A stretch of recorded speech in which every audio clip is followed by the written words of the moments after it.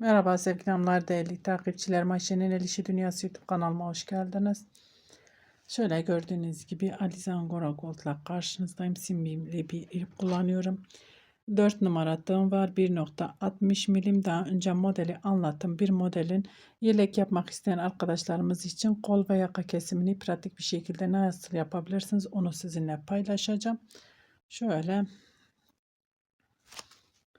bu muhteşem modelimin kol ve yaka kesimini anlatacağım. Nasıl pratik bir şekilde yapabilirsiniz. Şöyle model sırasını tamamladım. Şimdi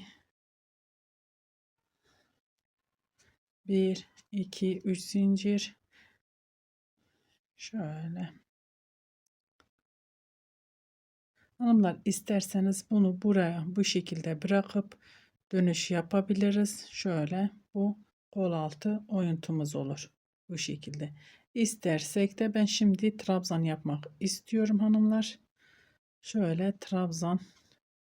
Eğer böyle bırakmak istiyorsanız ipinizi buradan koparıp şuraya takıp devam edeceksiniz. Aynı şekilde. Bu video ilk kez izliyorsanız model anlatımını izlememişseniz de detaylı bir şekilde linkini açıklama kısmına bırakacağım. Orayı tıklayarak detaylı bir şekilde izleyebilirsiniz. Bakın hanımlar şöyle tek tek trabzanların tepesine. Şöyle zincirin içine batmıyorum hanımlar. Sadece trabzanların tepesine batıyorum. Şöyle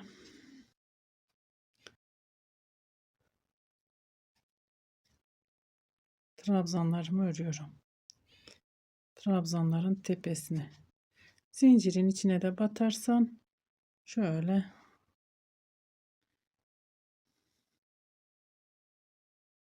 isterseniz bu şekilde trabzana değil zincirin tepesine ama zincirin içine ben batmak istemiyorum.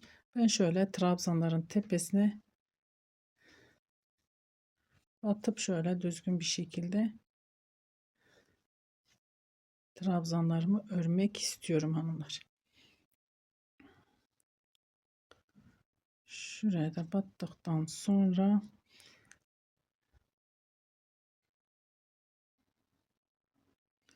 şimdi burada hanımlar burası bir model kol altı yapıyorum. Bu modelim benim kol altı oyuntum oldu.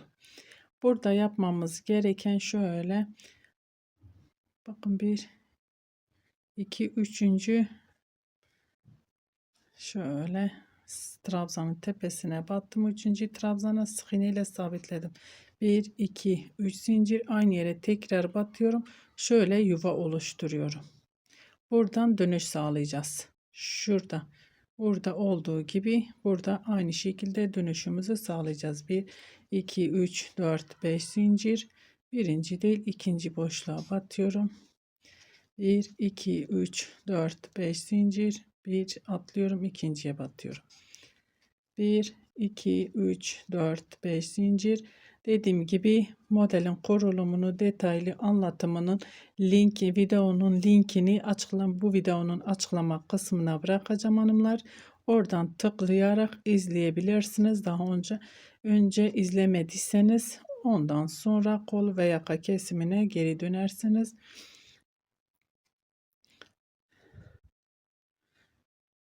Bu şekilde yakaya kadar öreyim. Yakaya gelince kesime beraber devam edelim. Evet hanımlar sıramı tamamladım. Geldim yaka kısmına. Burada şimdi yapmamız gereken neydi? Şöyle 5 tane zincir çekip sık iğne örmemdi. Şimdi zincir hiç çekmeyeceğim ya da bir tane zincir çekmek istiyorum. 5 tane değil bir tane. Şöyle trabzanımın tepesine batıp şöyle sık iğne. Bir tanesi çekmemin sebebi şunun birleşmemesi. Şöyle biraz daha ayrık olmaları.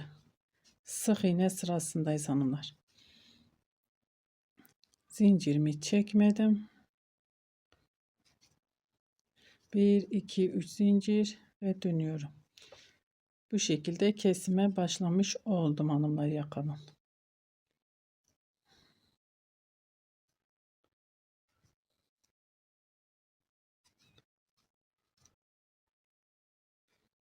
Şöyle ben kenar trabzanlarını şöyle üçlü trabzan yapıyorum. Siz isterseniz normal bir şekilde örmeye devam edersiniz. Yine bir zincir çekiyorum hanımlar. Buradaki zincirin altından giriyorum. Sık iğne ile sabitliyorum. Burada kesim yapıyoruz. Kesim yapmasam şöyle 3 tane zincir çekip buraya atacağım. Zincir çek, bir tane tek çektim. Şöyle tam da birleşik olmasın. Şöyle bir hafif bir ayrık görüntü olsun. 1 2 3 4 5 zincir ve devam ediyorum. 1 2 3 4 5 zincir. Zincirin altından giriyorum. Sık iğne ipimi doluyorum. Buradaki sık iğneme batıyorum. Modelimi örmeye devam ediyorum. Ara modelimizi örüyoruz. 2 3 4 5 zincirin altından girdim. Sık iğne 1 2 3 4 5 zincir. Zincirin altından sık iğne 3 4 5 zincir. Zincirin altından sık iğne 1 2 3 4 5 zincir. Zincirin altından giriyorum. Sık iğne. Tepeye batıyorum. Sık iğnenin içine 5 tane şöyle trabzan. Zincirin altından girdim. Sık iğne. 1 2 3 4 5 zincir. Sık iğne. 3 4 5 zincir. 1 2 3 4 5 zincir. Ve buradan şöyle zincirin altından giriyorum. Sık iğne ipimi doluyorum. Burada 3 tane zincirimiz var hanımlar. İçine giriyorum. Şöyle kenar olduğu için buraya zincir yapıyoruz. 2 3 4. Buradan dönüşümüzü sağlıyoruz. Burası bizim kol altı oyuntumuz olmuş oldu hanımlar. Buradan dönüş sağlıyoruz. 3 zincir. İlk trabzanın tepesine sık iğne ile sabitliyorum. 1 2 3 4 5 zincir. Zincirin altından giriyorum.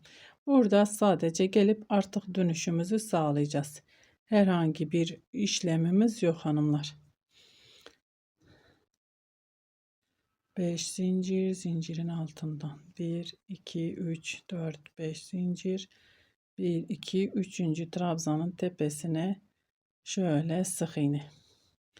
Yine yakaya kadar örmeye devam edelim. Yakaya gelince beraber kesime devam edeceğiz. Evet hanımlar, şöyle yakaya geldim. Bakın burada zincirimi çektim. Bu zincirin altından burada da 1 2 3 4 5 zincir. Buradaki zincirin altından giriyorum. Sık iğne. Burada bir zincir çekiyorum. Buradaki trabzanın tepesine batıyorum. Sık iğne sırasındayız. Şöyle sık iğne örüyorum. Yine kesim yaptık. Burada zincir çekmedim hanımlar. Sadece bir tane zincir çektim.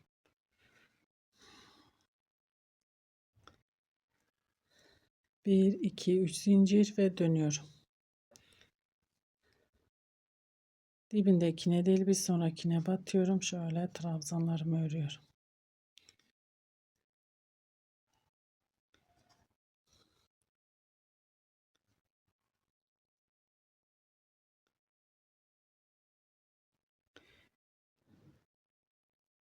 Yine model sırasında değiliz. Zincir sırasındayız. 1 2 3 sıra yaptık. Bir zincir çekiyorum. Buradaki zincirin içine şöyle sık iğne ile sabitliyorum.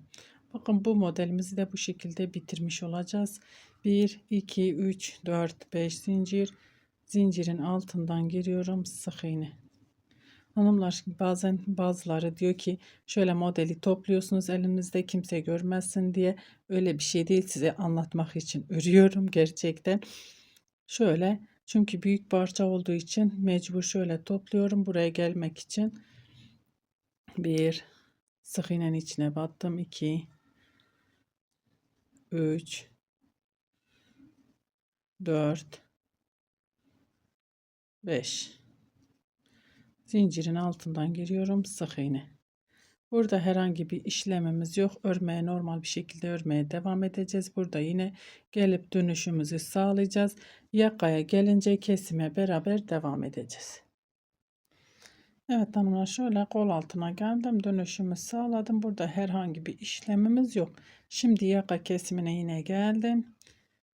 1, 2, 3, 4, 5 zincir. Buradaki zincirin içine batıyorum. Şöyle sık iğne ile sabitliyorum. Bir zincir ipimi doluyorum. Trabzanın tepesine batıyorum. Şöyle trabzanlarımı örüyorum.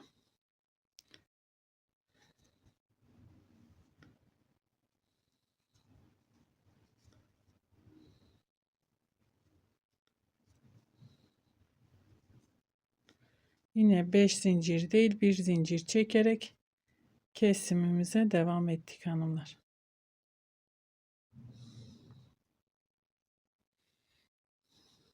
Bakın 1 2 3 zincir ve dönüyorum. Dibindekine değil, bir sonrakine battım.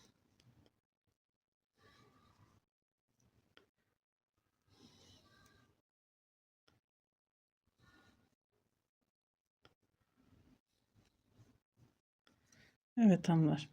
Burada yine bir tane zincir çekiyorum. Buradaki zincirin içine giriyorum. Şöyle bakın. Burada da yine kesim yapmış oldum. İpimi doluyorum. Bakın buradaki modelimi uyguluyorum. Zaten zincir çekmediğim için burada direktmen kesim yapmış oldum. Modelin içine giriyorum. Bir sık iğnenin içine 2 3 4 5 5 tane trabzanımı yaptım. Zincirin altından giriyorum. Sık iğne. İpimi doluyorum. İlk trabzanın tepesine batıyorum. Trabzan, bir zincir, diğer trabzana batıyorum. Bir zincir, bir trabzan, bir zincir, bir trabzan. Bu şekilde yine kol altına gidip dönüşümüzü sağlayacağız. Sık iğne. Sık iğnenin içine batacağım. Yine bu modellerimizi uygulayacağız. Buradan dönüşümüzü sağlayacağız. Yakaya gelince beraber kesime devam edeceğiz. Evet hanımlar, yine yakaya geldik. 5 tane zincirimi çektim. Buradaki 1 2 3. trabzanın tepesine sık iğne olarak sabitleyeceğim. Bir zincir, buradaki trabzanın tepesine sık iğne. Modeli izlerseniz zaten anlarsınız. Bir şöyle şu trabzanları yaparken 3 sıra sadece bunları şöyle trabzan geçiyorum. Diğerleri bir sıra sık iğne, bir sıra trabzan şeklinde gidiyoruz. 3 zincir ve dönüyorum. Bakın kesimimizi yapmış olduk. İpimi doluyorum. Dibindekine değil, bir sonrakine batıyorum.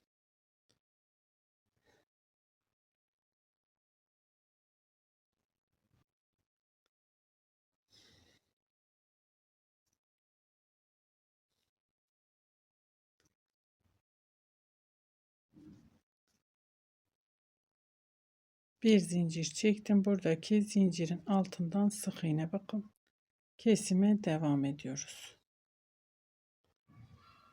1 2 3 4 5 zincir, zincirin altından giriyorum, sık iğne, yine 5 zincir. Bu şekilde yine dönüp geleceğiz. Burada kesime devam edeceğiz. Evet hanımlar, yine yaka kısmına geldim. Bundan sonrası şöyle yapacağım. Çok keskin olmasın diye şöyle bir iki zincir çekeceğim. Şimdi burada bir zincir çektik ya. 2 tane zincir çekip tepeye batıyorum, sık iğne. Şöyle çok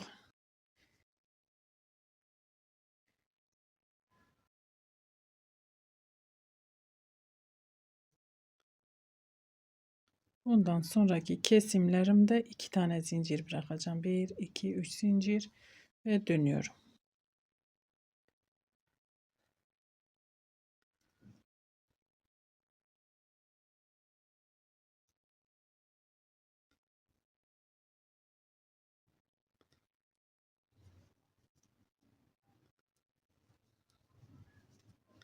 Bir, iki zincir.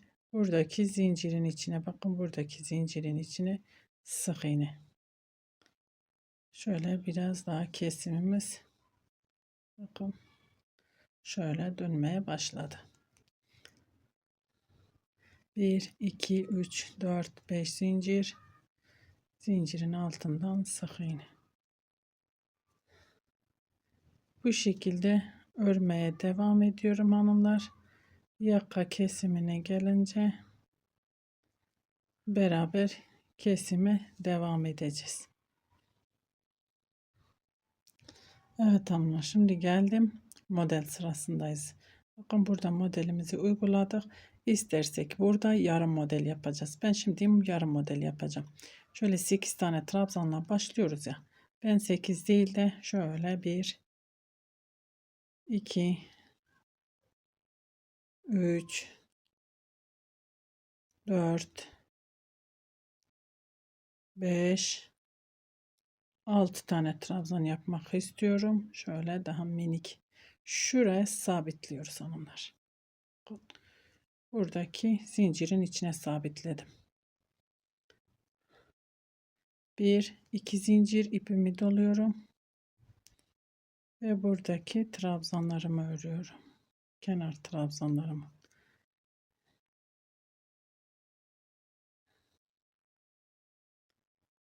Siz isterseniz model yapmak istemezseniz hanımlar yapmazsınız. Zincirle bu şekilde burada yaptığımız uygulamanın aynısını burada da devam ettirip de bitirebilirsiniz. Ama şöyle model sırası olduğu için çok boşluk olmasını istemediğim için ben modelimi buraya kurdum. Şöyle 8 tane trabzan değil 6 tane, siz isterseniz 4 tane trabzan da yapabilirsiniz. Tam yarım model olmasını istiyorsanız 1 2 3 zincir ve dönüyorum. Dibindekine değil bir sonrakine batıyorum ve trabzanlarımı örüyorum.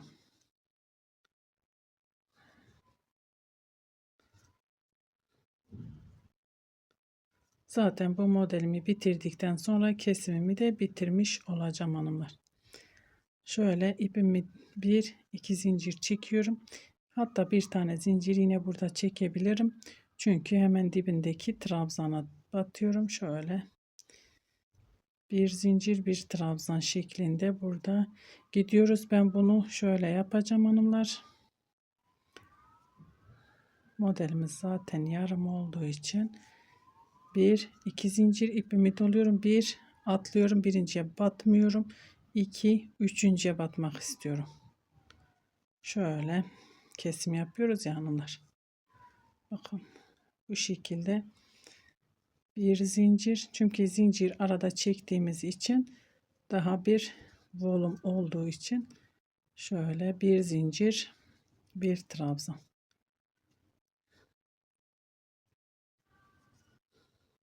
Buradaki zincirin altından giriyorum, sık iğne. Bakın burada şöyle yarım modelimizi yapmış olduk. Ve ara modelimizle örmeye devam ediyoruz. Ben şimdi yakaya kadar yine öreyim. Yaka kesimine gelince beraber yine devam edeceğiz. Evet hanımlar, yine yaka bölümüne geldik. Bakın şöyle şu ara modelin tepesine battım. 5 tane zincirimi çektim. Birinci yuvaya değil ikinci yuvaya batıyorum. Şöyle sık iğne. 1 2 zincir ipimi doluyorum. Hatta ipimi dolamıyorum. Burada sık iğne sırasındayız hanımlar. Sık iğne. Şunu 3 tane zincirimi 3 tane yaptım. Kasmasın. Düzgün gelmesi için şöyle 3 tane zincir çektim.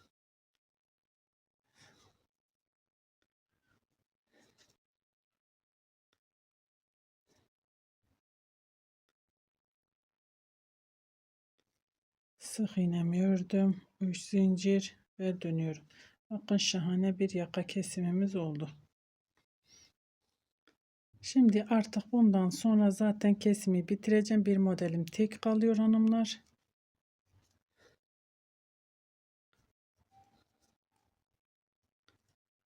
Şöyle. Bu sırada da bakalım ne yapabiliriz. bir iki zincir, buradaki sık iğne, hatta 3 zincir çekiyorum buradaki zincirin altından sık iğne. Bundan sonra zaten artık bitiyor hanımlar. İpimi doluyorum. 1 2 3 4 5 zincirin altından giriyorum, sık iğne. Artık bundan sonrası bu şekil. Artık kesim yapmayacağız. Bakın zaten bir modelimiz, bir ara modelimiz kaldı. Buradaki modeli de bitirmiş oldum. Şimdi yine geri geleceğim. Burada yine beraber devam edeceğiz. Evet hanımlar, şimdi yaka bölümüne geldik. Kesimimiz bitmiş. 1 2 3 4 5 zincir. Üçüncü trabzanın tepesine sık iğne ile sabitliyorum. 1 2 3 4 5 zincir. Bakın şuradaki trabzanın tepesine sık iğne.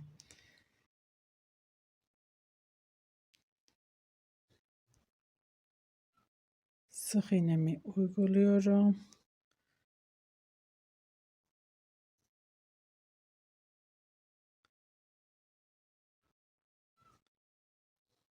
Bir iki üç zincir ve dönüyoruz tekrardan. Kesimimizi bitirmiş olduk hanımlar. Artık kesim yapmayacağım. Düz bir şekilde artık öreceksiniz. Benimki küçük bir parçada, model anlattığım parçada anlatıyorum size hanımlar. Siz yeleğin genişliği, omuz genişliğine göre kesimlerinizi yapacaksınız. Yapacağınız kişinin bedenine uygun. 1 2 3 zincir, buradaki zincirin altından giriyorum. Şöyle sık iğne. İpimi doluyorum. Bakın tepedeki sık iğnenin içine batıp şöyle kenar modelimi, bu ara modelimi örüyorum. 2 3 4 5. Buradaki zincirin altından giriyorum, sık iğne. 1 2 3 4 5 zincir. 1 2 3 4 5 zincir. 1 2 3 4 5 zincir ve kenardaki modelimizi örüyoruz. 2, burada 4 tane trabzanım var hanımlar. Kenar olduğu için 5 değil 4 tane örüyorum. 1 2 3 zincir ve geri dönüyorum. Şimdi buradan modelimizi uygulayacağız. Onun için dönüş sağlıyorum size göstermek için. 1 2 3 4 5 zincir. Buradaki zincirin altından giriyorum. Sık iğne ipimi doluyorum. Buradaki zincirin içine giriyorum. 8 tane trabzan. 1 2 3 4 5 6 7 8 zincirin altından giriyorum, sık iğne ile sabitliyorum. 1 2 3 4 5 zincir. 1 2 3. tam ortaya sık iğne. 1 2 3 4 5 zincir. İpimi doluyorum. Şöyle trabzanlarımı örüyorum.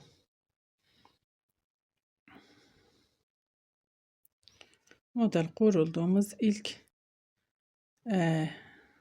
şöyle anlatayım. Modelimizi kurduğumuz 2 sırayı şöyle trabzan örüyoruz. Bir önceki de olduğu için 3 sıra, bu sırada bu şekilde trabzan oluyor. Sık iğne değil hanımlar. Zaten modeli izlerseniz kurulumunu orada da anlayacaksınız. 1 2 3 zincir ve geri dönüyorum. Dibindekine değil, bir sonrakine.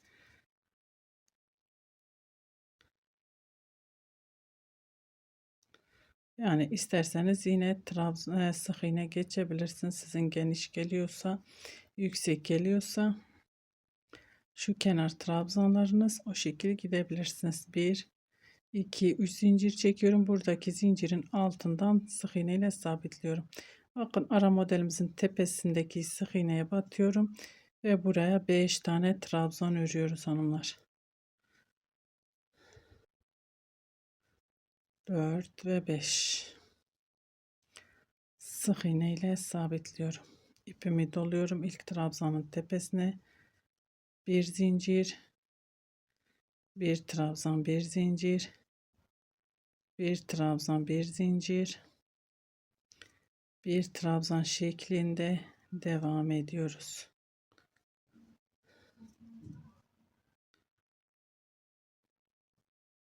Gördüğünüz gibi yaka kesimimiz çok kolay, çok pratik, çok da şık. Buradaki zincirin altından giriyoruz. Sık iğne ipimi doluyorum. Burada dönerken 3 tane zincirimiz vardı. İçine giriyorum. Şöyle 4 tane trabzan örüyorum. Kenar trabzanları. Şu şekil.